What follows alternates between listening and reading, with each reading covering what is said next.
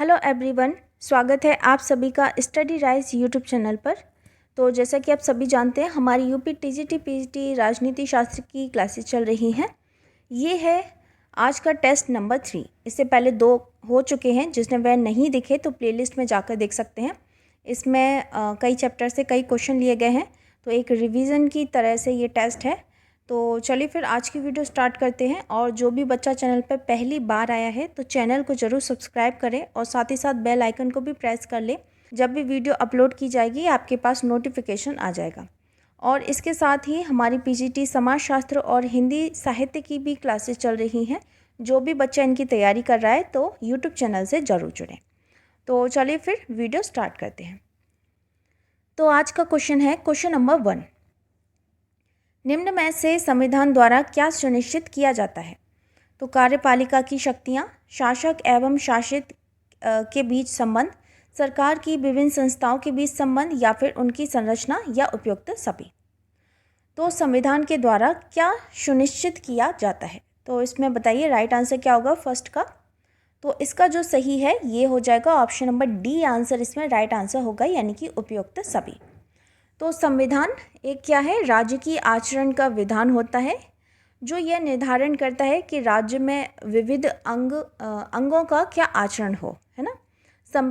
संविधान का संबंध राज्य की सरकार के स्वरूप, संगठन, शक्ति, विविध अंगों और उसके अधिकारों और कर्तव्यों और शासक एवं शासितों के पारस्परिक संबंधों तथा उसके अधिकारों एवं कर्तव्यों की व्यवस्था से होता है। तो इसमें जो सही है ये हो जाएगा ऑप्शन नंबर डी आंसर इसमें राइट आंसर होगा, यानी कि कार्यपालिका की शक्तियाँ भी, शासक एवं शासित के बीच संबंध और सरकार की विभिन्न संस्थाओं के बीच संबंध और उनकी संरचना या संगठन। ठीक है, तो इसमें जो सही है ये हो जाएगा ऑप्शन नंबर डी आंसर इसमें राइट आंसर होगा।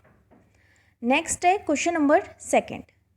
द्वितीय विश्व युद्ध के बाद एशिया में वह कौन सा पहला देश था जिसने अपनी स्वतंत्रता की घोषणा की? तो बताइएगा इसमें राइट आंसर क्या है? भारत है, बर्मा है, इंडोनेशिया है, या फिर श्रीलंका है। तो जब द्वितीय विश्व युद्ध हुआ था उसके बाद एशिया का वह कौन सा पहला देश था जिसने अपनी स्वतंत्रता घोषणा की थी? तो इसका जो राइट आंसर है ये हो जाएगा ऑप्शन नंबर सी इसमें सही हो जाएगा, यानी कि इंडोनेशिया। तो द्वितीय विश्व युद्ध के बाद एशिया में इंडोनेशिया ने 17 अगस्त 1945, ठीक है, 17 अगस्त 1945 को हॉलैंड के अधिकार से मुक्त होकर स्वतंत्रता प्राप्त की थी। तो उसमें सही आंसर ऑप्शन नंबर सी हो जाएगा। देखो भारत ने कब की थी? तो ये की थी 15 अगस्त 1947 में। 15 अगस्त 1947 को ब्रिटेन के अधिकार से स्वतंत्रता प्राप्त की थी। वहीं अगर हम बर्मा की बात करते हैं तो बर्मा, जिसे वर्तमान में म्यांमार कहा जाता है, बर्मा को वर्तमान में म्यांमार कहा जाता है। तो इसने 4 जनवरी 1948 को ब्रिटेन से स्वाधीनता प्राप्त की थी। और अगर हम श्रीलंका की बात करते हैं तो श्रीलंका ये 4 फरवरी, कब? 4 फरवरी 1948 को ब्रिटेन से स्वतंत्रता प्राप्त की थी। तो इसमें जो सही हो जाएगा ये हो जाएगा ऑप्शन नंबर सी आंसर इसमें राइट आंसर होगा। नेक्स्ट है क्वेश्चन नंबर 3। निम्नलिखित में से कौन गणराज्य नहीं है? हमें बताना है कि इसमें से कौन गणराज्य नहीं है। तो भारत है, नेपाल है, जर्मनी है, या फिर फ्रांस है। तो इसमें जो गणराज्य नहीं है तो ये हो जाएगा ऑप्शन नंबर बी इसमें राइट आंसर होगा। ठीक है, ऑप्शन नंबर बी इसमें राइट आंसर होगा, क्योंकि पीजीटी परीक्षा 2002 में पूछा गया प्रश्न था, तो काफ़ी पुराना है। तो उसके अनुसार इसमें बी ऑप्शन नंबर बी यानी कि नेपाल इसमें राइट आंसर होगा। तो प्रश्नकाल में नेपाल संवैधानिक राजतंत्र था। यहाँ का राजा आनुवंशिक होता था। 2006 में क्या हुआ?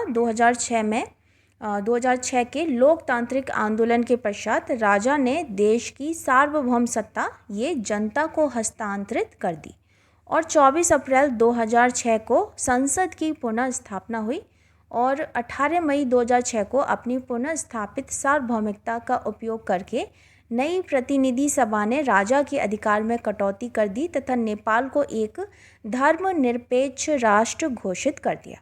ठीक है।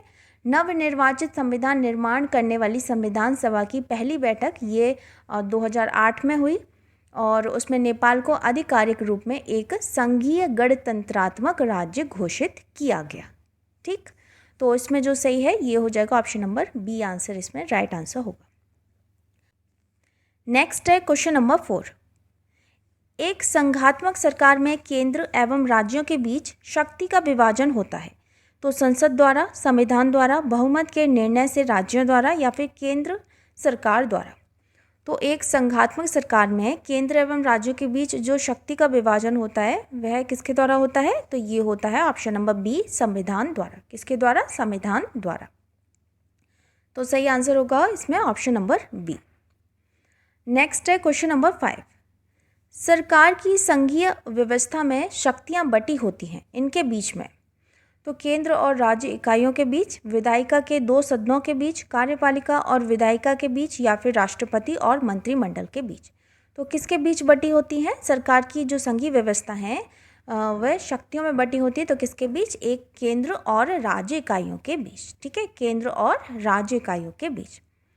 तो संघात्मक शासन प्रणाली में केंद्र एवं प्रांतों की ये अलग अलग सरकारें होती हैं।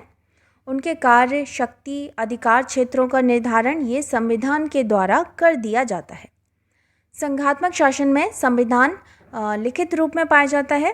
संघ एवं राज्यों की अलग अलग न्यायपालिका होती हैं, परंतु संघ एवं राज्यों में अगर विवाद उत्पन्न हो जाए तो उसमें संघीय न्यायालय को प्राथमिकता दी जाती है, यानी कि संघ को प्राथमिकता दी जाती है। ठीक है। संघात्मक शासन में प्रायः किसी भी प्रांत को संघ से अलग होने या उसे विखंडित करने का अधिकार नहीं दिया जाता। संघीय सरकार में प्रत्येक प्रांत के प्रतिनिधि अपने अपने राज्य का प्रतिनिधित्व करते हैं। विदेश संबंध, कूटनीतिक संबंध या फिर संधि समझौता हुआ या रक्षा, सैन्य शासन, मुद्रा करेंसी, युद्ध एवं शांति का निर्णय ये जो सभी जिम्मेदारियां हैं ये संघ के पास रहती हैं। ठीक है, यानी कि केंद्र के पास रहती है। तो इसमें जो सही है ये हो जाएगा ऑप्शन नंबर ए आंसर, इसमें राइट आंसर होगा। नेक्स्ट है क्वेश्चन नंबर 6।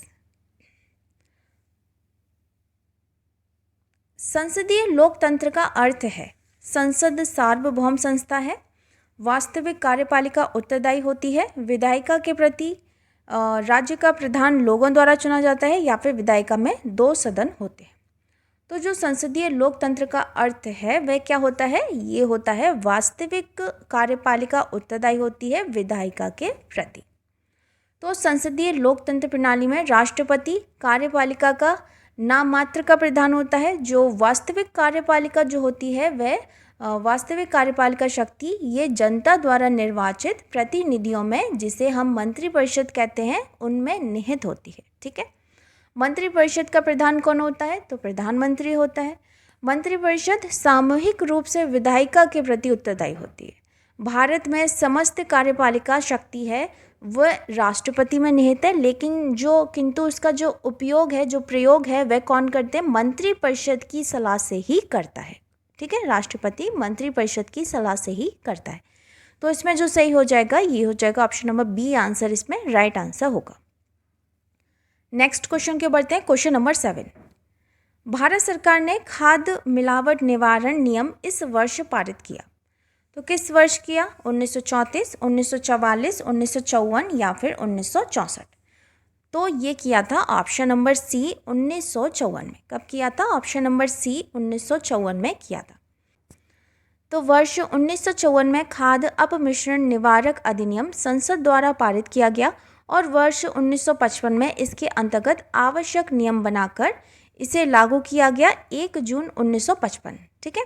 इस कानून द्वारा अपद्रव्यीकरण तथा झूठे नाम से खादों का बेचना दंडनीय अपराध है। सही आंसर हो जाएगा इसमें ऑप्शन नंबर सी 1954 में। किस वर्ष पारित किया गया था? तो ये 1954 में। ठीक है। नेक्स्ट है क्वेश्चन नंबर ये हो जाएगा 8। ठीक है, क्वेश्चन नंबर 8। आईपीसी का मतलब है, तो आईपीसी का क्या मतलब है? Indian people's code, Indian penal code, Indian penal code या फिर इंडियन पोस्टल कोड। तो आईपीसी का मतलब क्या होता है? तो ये होता है इंडियन पीनल कोड। ठीक है, इंडियन पीनल कोड, यानी कि इसमें ऑप्शन नंबर सी आंसर इसमें राइट आंसर होगा। तो आईपीसी का मतलब यानी कि इंडियन पीनल कोड या फिर भारतीय दंड संहिता होता है। भारतीय दंड संहिता ये ब्रिटिश काल में 1862 ईस्वी में लागू की गई थी। ठीक है, 1862 ईस्वी में लागू की गई थी। यह भारत में किसी भी नागरिक या व्यक्ति द्वारा किए गए कुछ अपराधों को परिभाषित और दंड का प्रावधान करती है। ठीक, तो इसमें जो सही है ये हो जाएगा ऑप्शन नंबर सी आंसर इसमें राइट आंसर होगा। नेक्स्ट है क्वेश्चन नंबर 9। भारत में अंतर्राज्यीय परिषद कब स्थापित किया गया था? तो 1987, 1989, 1990 या फिर 1992।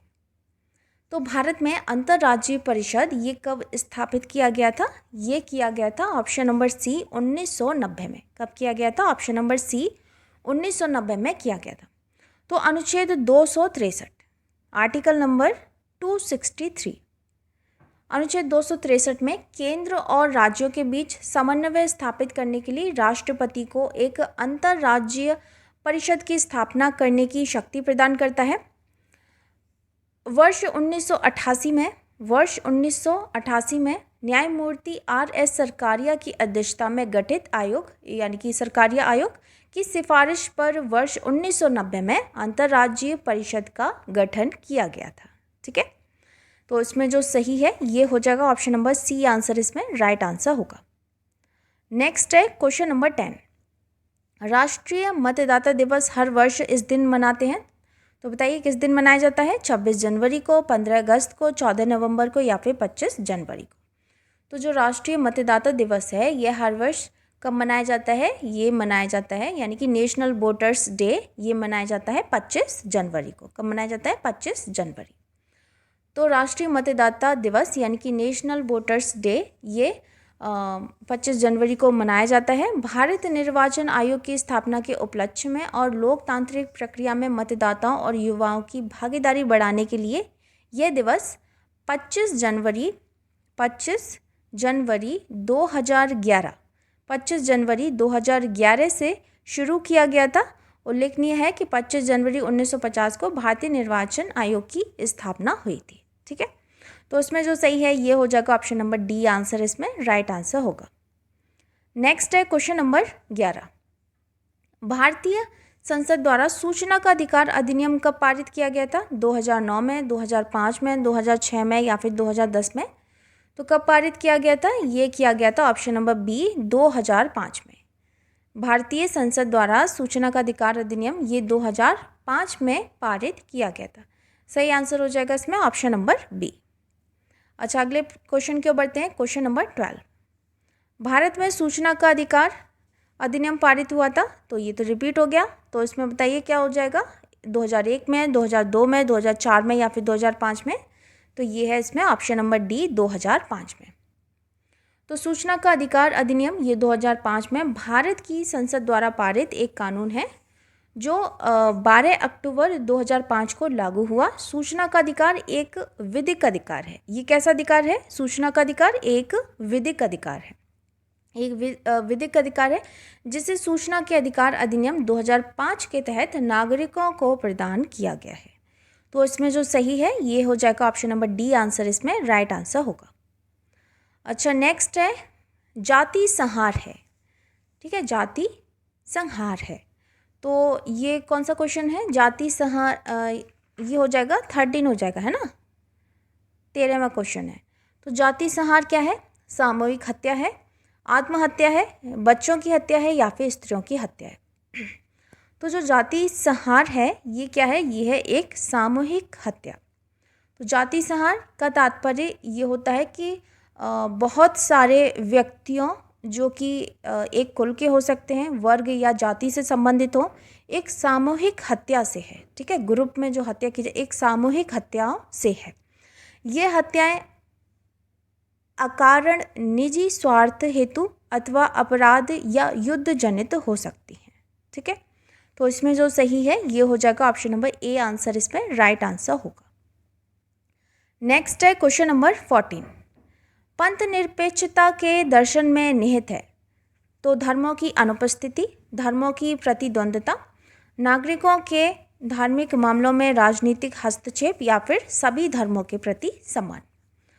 तो पंथ निरपेक्षता के दर्शन में निहित है तो क्या निहित है, ये है सभी धर्मों के प्रति सम्मान। ठीक है, सभी धर्मों के प्रति सम्मान। तो भारत के पंथ निरपेक्ष या धर्मनिरपेक्ष राज्य होने का सही भाव ये है कि भारत में राज्य का कोई धर्म नहीं है। ठीक है, भारत में राज्य का कोई धर्म नहीं है, सभी धर्मों को राज्य द्वारा समान प्रश्रय और सम्मान अपेक्षित है। तो इसमें जो सही है ये हो जाएगा ऑप्शन नंबर डी आंसर इसमें राइट आंसर होगा, यानी कि सभी धर्मों के प्रति सम्मान। नेक्स्ट है क्वेश्चन नंबर 15। जब आपातकाल की उद्घोषणा जारी हो तब मूल अधिकारों को स्थगित करने संबंधी प्रावधान लिया गया है। तो ये हो जाएगा क्वेश्चन नंबर 15। ठीक है, तो ब्रिटिश संविधान से, जर्मनी के वाइमर संविधान से, अमेरिकी संविधान से या फिर कनाडा के संविधान से। तो जब आपातकाल की उद्घोषणा जारी हो तब मूल अधिकारों को स्थगित करने संबंधी जो प्रावधान लिया गया है ये कहाँ से लिया गया है, ये लिया गया है ऑप्शन नंबर बी जर्मनी के वाइमर संविधान से, जर्मनी के वाइमर संविधान से। तो आपातकाल के समय मूल अधिकारों का स्थगन संबंधी प्रावधान ये जर्मनी के वाइमर संविधान से गृहीत किया गया है या लिया गया है। तो इसमें जो सही है ये हो जाएगा ऑप्शन नंबर बी आंसर इसमें राइट आंसर होगा।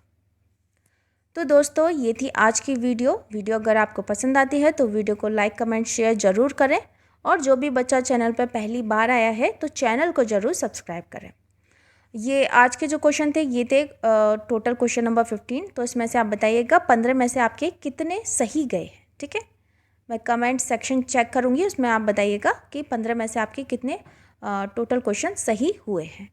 तो मिलते हैं फिर नेक्स्ट वीडियो में नेक्स्ट टॉपिक के साथ, तब तक के लिए थैंक यू सो मच।